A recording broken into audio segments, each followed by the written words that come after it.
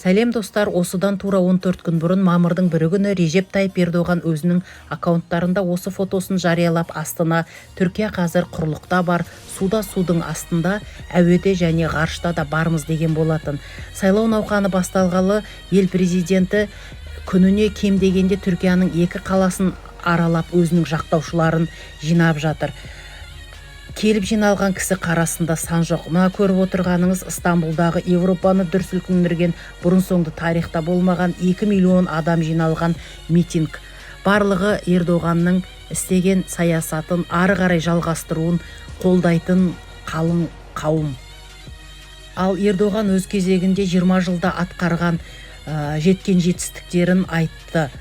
Олардың бірі барлығымыз білетін электромашина Токидің шыққаны. Және де мынау көріп отқаныңыз авианосец әскери